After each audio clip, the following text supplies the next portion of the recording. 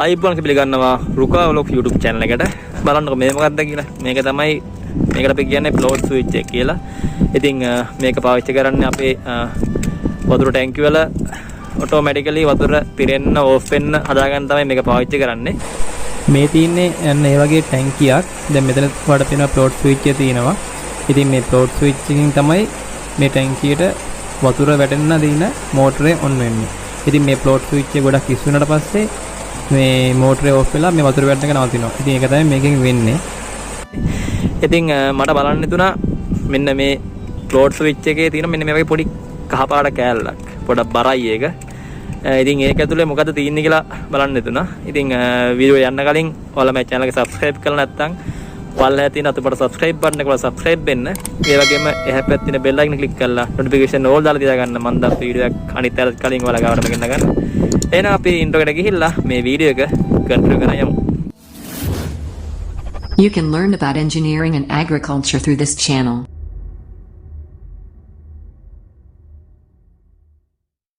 හරි එහෙනම් අපි බලමු මේක ඇතුලේ මොකද්ද තියෙන්නේ කියලා. මොකද බරට තියෙනවා මේක. අපි දැන් මේ පැත්තේ වෙන එකක්.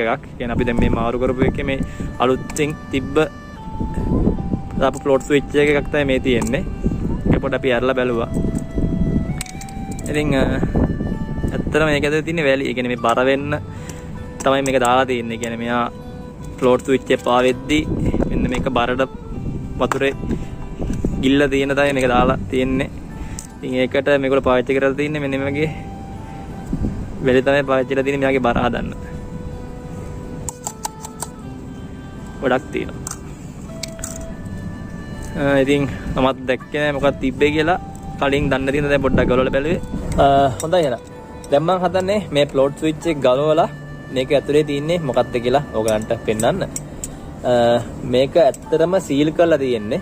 ඉතින් ඒකෙන් දැන් ගලවන්න ඇනවත් මුකුත් නෑ. මොකද මේක තියෙන්නේ වතුර ඇතුලේ නිසා මෙයා හොඳට සීල් කරලා තින්නේ වතුර ඇතුලට යන්නේ නැති වෙන්න. ඉතින් ඒක නිසා මෙයාව ගලවන්න පුළුවන් විදියට හදලා නැහැ. ඉතින් අපි මේක ගලවනවා නම් අපිට මේක කඩලා තමයි ගලවන්න වෙන්නේ. හරි. අපි එහෙනම් දැන් මේක ගලවමු නෙමෙයි කඩලා බලමු. ඉතින් වීඩියෝ එක හොඳයි කියලා තේනවා නම් වීඩියෝ එකට ලයික් එකක් දාන්න මතක කරන්න එපා. ඒ වගේම ඔයා මගේ channel එක දැන්ටම subscribe කරලා නැත්නම් පල්ලෙහා තියෙන රතු පාට subscribe button එක බලලා subscribe වෙන්නත් අමතක කරන්න එපා. ඉතින් මම මේකට පොඩි මල් එකකුයි මිටියකුයි පාවිච්චි කරනවා.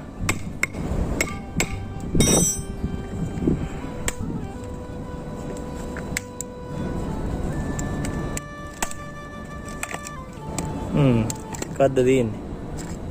බෝලයක් තියෙන පේනවානේ. හරි ඉතින් ඇතුලේ බෝලයක් තියෙනවා. ඒක ටිකක් හිර වෙලත් වගේද මන්ද.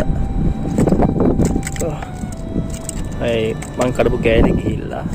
ඔයාලට පේන පොඩි කෑල්ලක් තියෙනවා මේ. දැන් මම බෝලේ දානවා.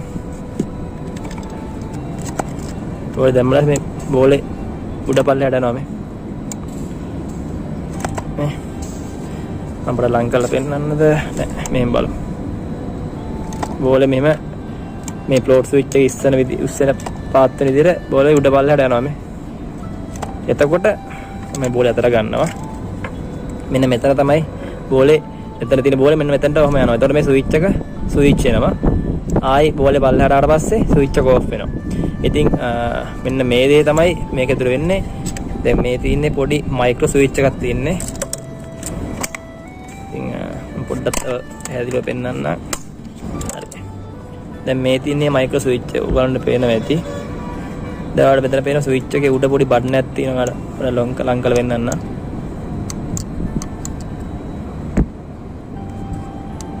මෙන්න මෙතන. ඉතින් ස්විච් එක එබෙනවා. ඒ කියන්නේ ස්විච් එක එබුණාට පස්සේ මේක ස්විච් වෙනවා. ඊට පස්සේ අතට ස්විච් එක ඕෆ් වෙනවා. ඉතින් ඒ දේ තමයි මේ බෝලෙන් වෙන්නේ. මේකට බරයි. යකඩ බෝලයක් වගේ පොඩි මලකට කාලා තියෙන එකෙන් පොඩ්ඩක් මේක ඇතුලේ වතුර ලීක් වෙලා තියෙනවා.